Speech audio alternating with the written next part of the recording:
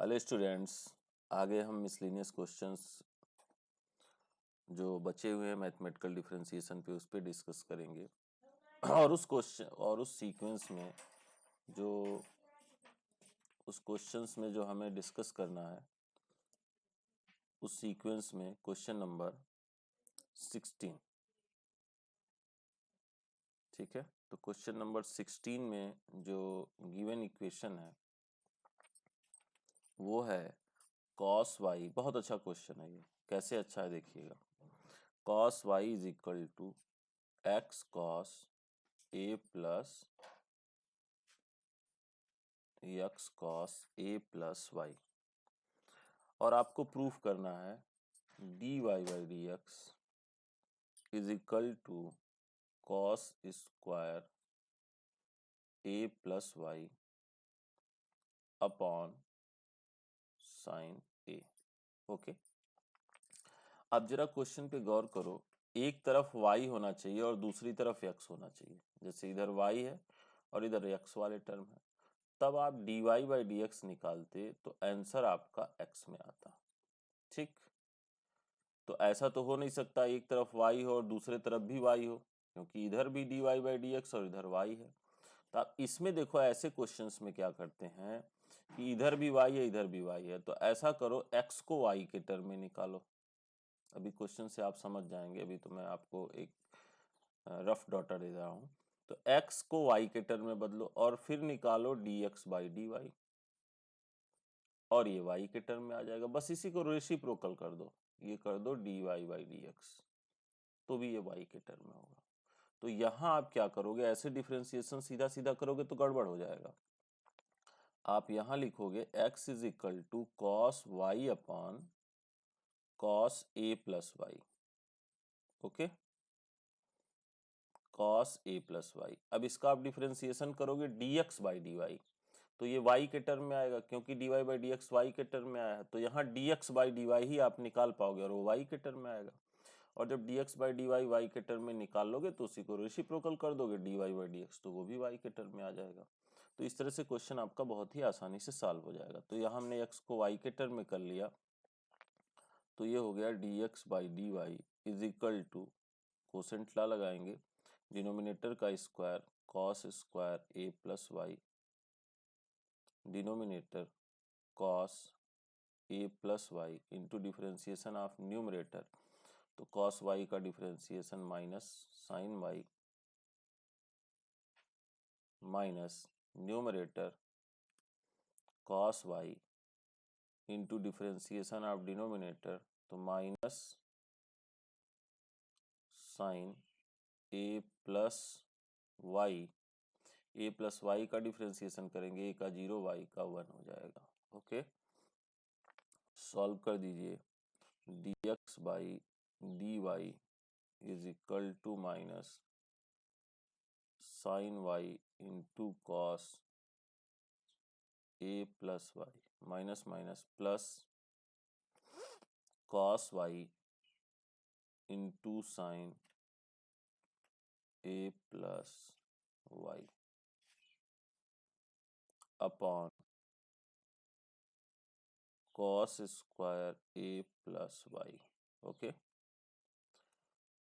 This implies that dx upon dy is equal to, अब ये देखो sine a cos b plus, ये ऐसे होगा, इसको इधर करेंगे ये प्लस और ये माइनस, तो ये ऐसा होगा sine a cos b plus cos A sign b। ठीक है, प्लस नहीं होगा माइनस होगा, तो ये हो जाएगा साइन ए माइनस बी, मतलब होगा साइन ए plus Y minus Y upon, ये ऐसा फार्मूला इधर से बनेगा sine A cos B minus cos A sine B, तो सीक्वेंस आप समझ लीजिएगा, upon cos square A plus Y. This implies that, reciprocal कर दीजिए, D Y by D x is equal to cos square A plus Y upon sine A. यही आपने prove करना था, हैंस प्रूव्ड। तो ये क्वेश्चन बहुत अच्छा क्वेश्चन था, इसे आप ध्यान रखिएगा। ठीक है, जरा नेक्स्ट क्वेश्चन की तरफ मूव कीजिए। ये क्वेश्चन नंबर 17 क्या कहता है, क्वेश्चन नंबर 17 गिवन है x is equal to this, y is equal to this, parametric form में दिया गया है। x दिया गया है a with in bracket cos t plus t sin t plus t sin t and y दिया गया है a sin t minus t cos t, a sin t minus t cos t। Find d2y by dx square, maintain the domain in which it is valid. ठीक है, तो पहले तो आप d2y by dx square निकालेंगे। तो d2y by dx square निकालने के लिए पहले dx by dt निकालेंगे। तो dx by dt is equal to a cos t का differentiation minus sin t plus यहाँ प्रोडक्ट रूल लगेगा, first function differentiation of second function plus second function into differentiation of first function 1 हो जाएगा। ठीक है, तो dx by D T is equal to, इसको आप सॉल्व करेंगे तो plus sine t minus sine t cancel हो जाएगा, तो आपका आ जाएगा ए टी कॉस टी। इसको इक्वेशन 1 बना लेंगे। नेक्स्ट आप देखें y का, D Y by D T is equal to A sine T का differentiation cos T minus first function differentiation of second function, first function differentiation of second function plus second function cos t into differentiation of first function, ये 1 हो गया। तो D Y by D T is equal to A cos t, ये हो गया minus T sign T और ये हो गया माइनस टी, तो माइनस माइनस से प्लस हो जाएगा, ए टी साइन टी हो जाएगा। ये हो गया इक्वेशन 2।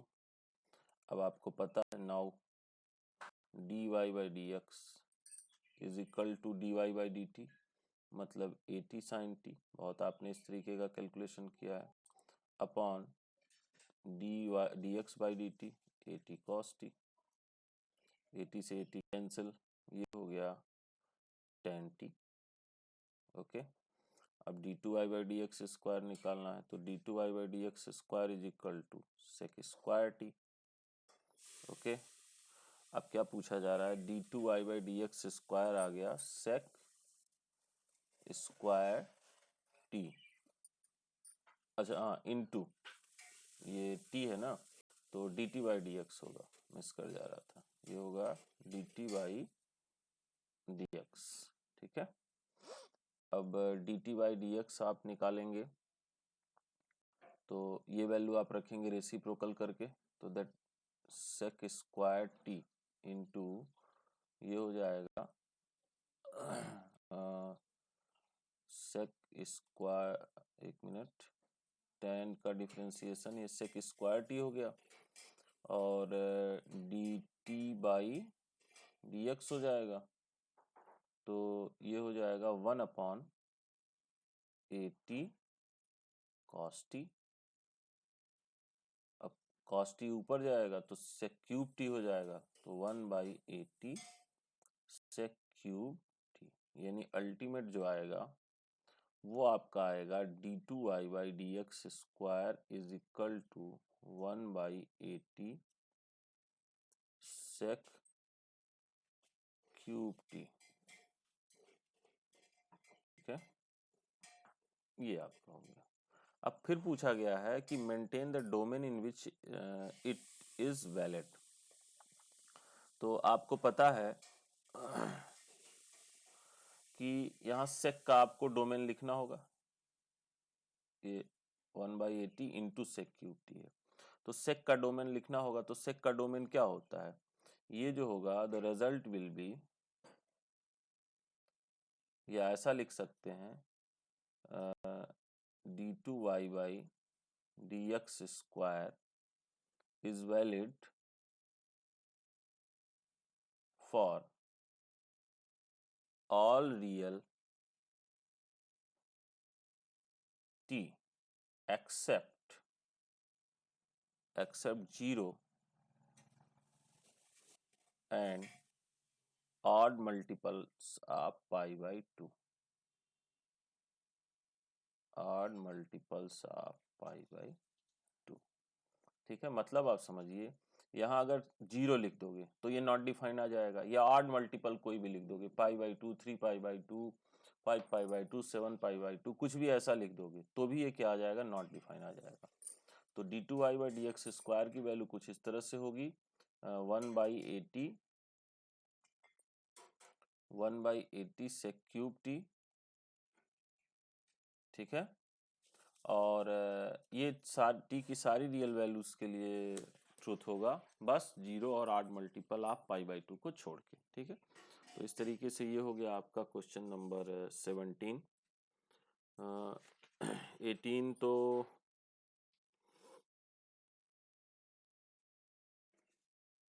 चलिए 18 पे भी डिस्कस हो जा रहा है, ठीक है। इसमें टोटल जो क्वेश्चंस हैं वो 23 हैं, तो अभी ये समाप्त हो जाएगा।